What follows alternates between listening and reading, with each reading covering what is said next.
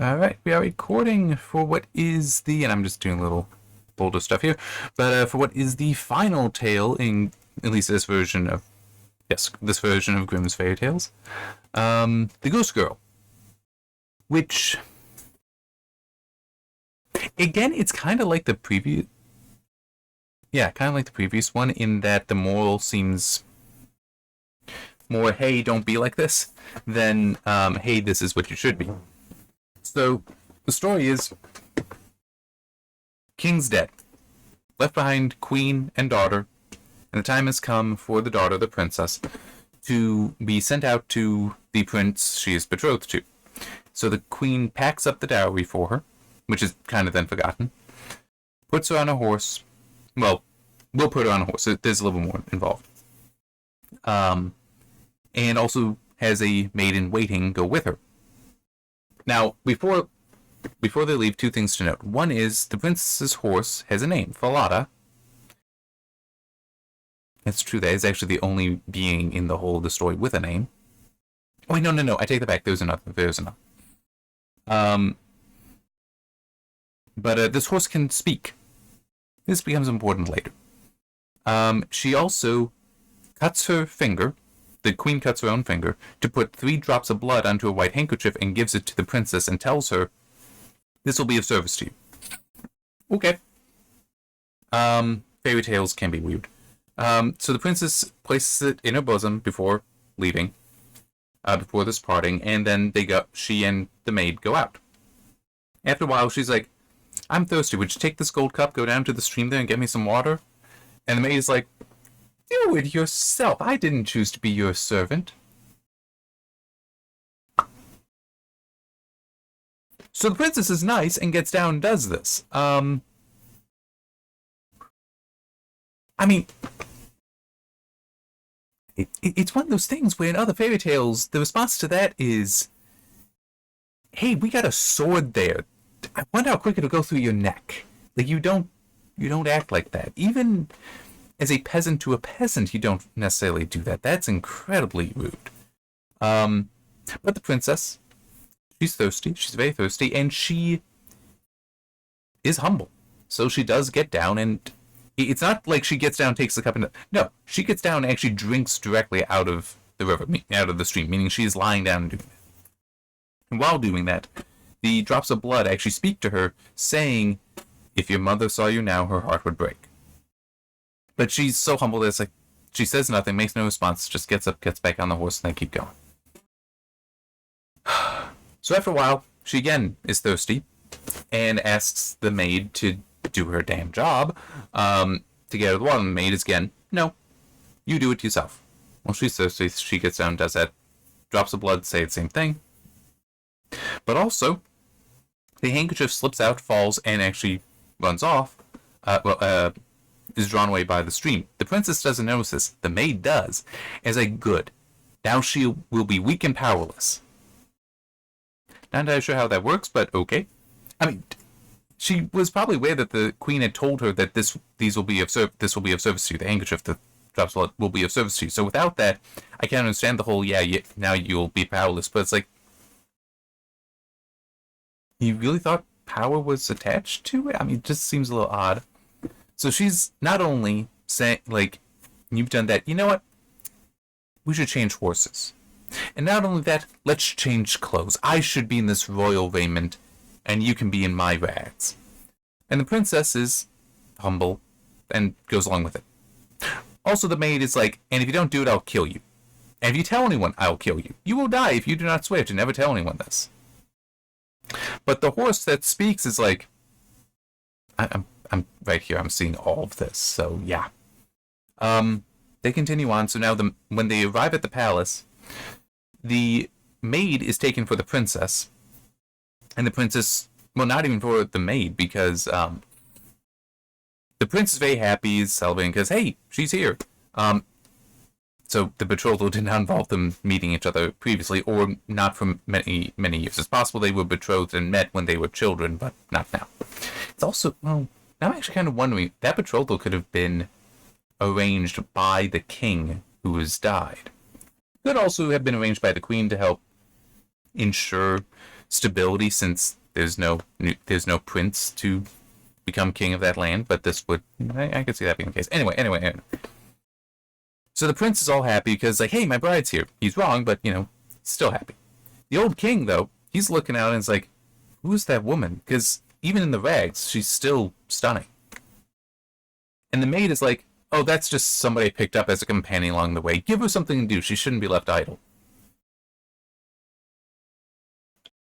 She's that is a cruel statement to make. That basically don't allow her to do anything. Just give her commands. Tell her what she needs to do. It's yeah. So the king's like, well, I don't really have any chores I can think of. We have this boy that tends the geese. I'll just have her work with him. His name is Conrad. That's the only other person that has a name in the whole of the story. Why he has a name and the horse have a name, I'm not entirely sure. But anyway. The maid then remembering that, oh, the horse can talk, calls somebody. It's like, I didn't like that horse. I want you to cut its head off. I get it. She is the princess. She's going to be marrying they think she's the princess. She's going to be marrying the prince. It's going to be the queen. So you do what she says. But that does seem a rather odd request. And the real princess, hearing this, can't say anything to stop it, but does ask, I'm going to be walking under this gateway every day, like twice a day, going there, coming back. Asks, and I think even pays him a little bit, would you mount the head up on the gateway so at least I can see him as I go by? All right. That seems a little weird, but yeah, sure, we can do that. So now when she goes out in the morning with Conrad to drive the geese forward, through the town, then out into the country, she passes by the head and is like, laments a little bit and speaks to it about how it's so horrible what's happened to it. And he's like, because obviously, if it's a talking horse, then just because its head is off of its body, that doesn't mean it can't keep talking. He's like, oh, queen, the true queen, if only your mother could see you now, it would break her heart. So they go out, and Conrad hears this and doesn't think about it, I guess. But once in the country, she decides to let her hair down, to comb it out, and he's like, she's beautiful hair. I want to pluck some. Don't do that without asking. She doesn't want it to happen, so she just basically prays out for the wind to whip up to knock his head off and so he has to run off after it, until she can rebraid it and put it up again, so he can't get it anymore. And this happens. This happens twice, in fact, because the next day all the same events happen. And now Conrad is pissed. So he goes to the king. He's like, I can't work with her anymore. Get rid of her. It's like, well, the old king, not the prince. The old king's like, why? Why would you ask this? And so he explains it. And the king's like, you will go out again. Right? You will keep going out with her. But he then goes and hides by the gateway to hear this, and hears the horse head talking to her. And what is said? Because Conrad did also tell him that happens. And then also goes and watches the whole thing with her calling up the wind that knocks her off the head, and how beautiful her hair is, and goes through all that. And then when she comes back, and he is returned as well, he asks her, could you come up here? I want to talk to you. What's going on? Who are you actually? Because this is weird. And she's like, I can't tell you. And gives two reasons. One is, I swore to the heavens above and on pain of death that I will not tell anyone. It's like, if I would, I'd be killed. But also says, I will not lament my sorrows to another person. It is an interesting concept. I mean, it is an interesting concept, because you do see some examples today where they try to tell you that, oh, no, you should do this. You should share your sorrows with other people. And it's like, in some ways, yes, that is appropriate, that is even necessary to get through them. But on the other hand, to just do it randomly, that other person would have to be a confidant. And in some cases, that the person you're sharing it with is not worthy of it. So it is one of those things where, yeah, you do kind of need to be careful with that. So it is, I understand the whole don't lament your sorrows to just anyone. It's like, this is the king who's technically a stranger to her. And it's like, yeah, this is not the dude you share that with. So, yeah. The king's like, okay, I understand that. We got this iron stove here. Why don't you climb into that and confess it all? So that way, it's private. She goes in, does that, is weeping, because it's like, now she's actually able to admit what's going on. She doesn't have to just put on the brave face. So it's not, a bad thing that he told her to do. It is weird. And he also, tricked her, because he just went around to the pipes of the stove so he could hear everything, with her saying, like, yeah, the maid did all this to me, and that is a maid, and all that, stolen my bridegroom, made them switch clothes, all that. So the king's like, okay. Goes back around and is like, I'm going to put you in royal raiment. So royal clothes. How she should be dressed. And after that, brings forward the prince, his son, and is like, son, this is your actual bride. And he is overjoyed at this. It doesn't say anything, and I kind of wish it was there, the prince being like, good, I've been getting to know this other one, and she is, don't like her. Hopefully you're better. And the fact that she was accepting this life that had been forced upon her with such grace and humility, it's like, yeah, probably actually would be better. Anyhow. So then they come up with a plan. Okay. We're going to hold a feast. Prince is there. He is the maid. He is the actual princess. And it describes that the maid is blind to her, which you could just take it as the way she is dressed up and made up, that she can't recognize her. Regardless, that's the idea. She does not recognize her, doesn't realize that she is there, and so she herself has been exposed now, because, like, oh, crap. So, the king then puts a little riddle to her, and is like, tell me, princess, to the maid, tell me, what is it that should happen to somebody that would do all these things? The taking of the robes, of the raiment, all the abuses that you have visited upon the actual princess. If somebody did all those things, what should be her punishment? She deserves no better fate than to be stripped entirely naked and put in a barrel which is studded inside with pointed nails, and 2 white horses should be harnessed to it, which will drag her along through one street after another till she is dead. It is thou, said the aged king, and thou hast pronounced thine own sentence, and thus shall it be done unto thee. Yep. It's fair. I mean, it's a bit extreme, but it is fair. It is fair to do that to her. Because, I mean, it's like she was... The way she was haughty was not just, like, beyond her station. It was like, no, you're just a cruel person. So, yeah, I guess I'd allow it. I don't know. I think if it were me, I'd be like, I'm not so sure about the bail thing. But the idea of, because part of this was taking the clothes and all that, and assuming that position, the whole stripped entirely naked, it's like, yeah, gonna do that. You'll be stripped entirely naked in this kingdom, and everyone in the kingdom is banned from giving you any clothing, because the shame visited upon her that way would be severe to her. Right, because she would be desperate, because to her that is so important. Clearly, that because she wanted all those things. It's like, you have been reduced to being not even clothed, to being the lowest of the low, and then send her out. And depending on the size of that kingdom, it might be quite a while before she'd find anyone that would help her. So, yeah. Don't necessarily need to kill her, but, I get it. And it's a fairy tale. You do see such punishments visited upon such evil people. Yeah. But it is also the whole, it's like, you basically got a barrel, which I do kind of wonder, is this like, she's dressed in the barrel and it's just being dragged so it's jostling and stabbing her, or is it no, she's actually sealed in the barrel. Is being dragged through. I feel like you'd have to have it be, like the wearing of the barrel thing, because that way you are still being seen. That part of the punishment is supposed to be the shame. It's not just the the physical pain and ultimately death. It should also be the shame. But it is also, I'm saying, in my mind, that the shame is more so the punishment than anything else. That's what the emphasis should have been on, not necessarily taking your life. But hey, she said it. That's what you get. I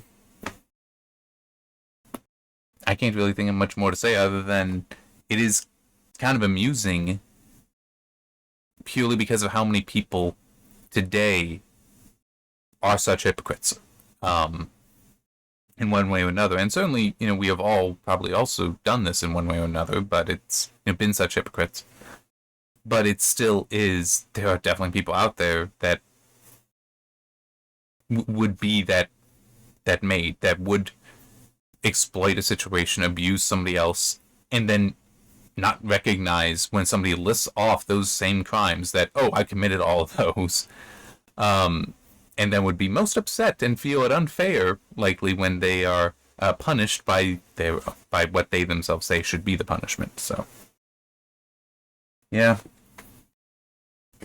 almost makes you wonder. Well, I mean, yeah, almost makes you wonder how many people would have benefited from having fairy tales like these given to them as they were growing up. And other stories as well that impart morality and such, or at least can impart morality. But then it is also true that there are people that they could read the same thing and come to wildly different conclusions, or just read something like this and be like, it's just a funny story, and not think about the whole, don't do that. Be a good person. Be honest. Don't fulfill your responsibilities, and don't try to take what is rightfully somebody else's. It does make you wonder. Because, as I've said before, and basically repeating the point I just made, stories, culture in general, is a way of passing down morality. So it is interesting today how we do have, in some ways, a certain death of culture because of people not having things passed down to them, or not passed down in a way that it has value. And like one thing that I wonder if it's just because of what the situation was, but there was one point, being in somebody else's car while they were driving, and how they would listen to music, and if it's a 2-minute long song, they'd only listen like 10 seconds and go to a different one, go to a different one, go to a different. It's like, I can't even fathom doing that. And it does make me wonder if that. I mean, it may have just been because they were playing a little bit of a game, trying to get somebody to sing along to it and all that. But yeah, and if that's the case, that's fine. But if it was that's how they actually consume it. To me, that's actually disturbing, because it's like, so you don't value this music. Why would you listen to it? It's like, if you value the music, you'd want to listen to all of it. If you don't value the music, you would skip around like this. So I don't know. It does worry me a little bit, because we should value our culture, because that way also the values within the culture can carry on.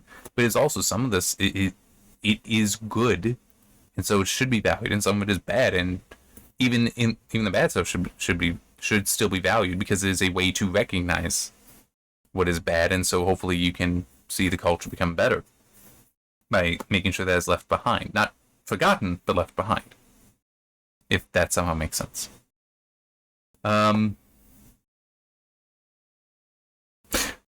Yeah, I think that's all I got. I guess just overall, kind of a wrap up for it. I don't know. I mean, because of it being in basically an anthology of stories. Oh, and look at that. That's actually the first image, which also technically, going back to the previous thing, this is the frontispiece, because the opposite side is because that is the title page. This would be considered the frontispiece. Just to answer that based on what I saw for the definition of frontispiece when I looked it up for Dr. Know-All. But anyway, yeah, I definitely enjoy going through this, but it's hard to review, do a wrap up kind of review for this for this book because it is such an anthology. So many things change, and some stories I liked much better than others.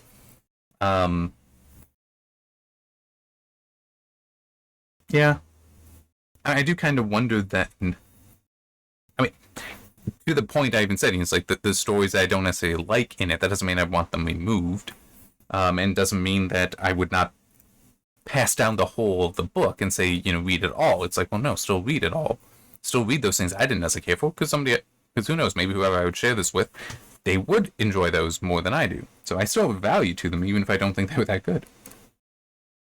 I mean, even with the Star Wars trilogies over there, I definitely the original trilogy, I would want to pass that down, pass it on to people, share that, because I thought those were, by and large, good. The prequel trilogy novelizations, not nearly so much. But depending, I would still do that. I potentially would also do that with the, especially with Revenge of the, well, really all of them, especially Revenge of the Sith, and just point out, yeah, here's why it's bad. Here, and here. You need to understand this. Or even just, here's this playlist. Watch that as you read it so you'll understand why it's got problems. Alright, I do know what the next book is I will be doing. I might take a break before getting to that, but I should still be having the first videos coming out tomorrow, so yeah, I won't take that long of a break. But yeah, it should be fun. I am looking forward to it. So see you then.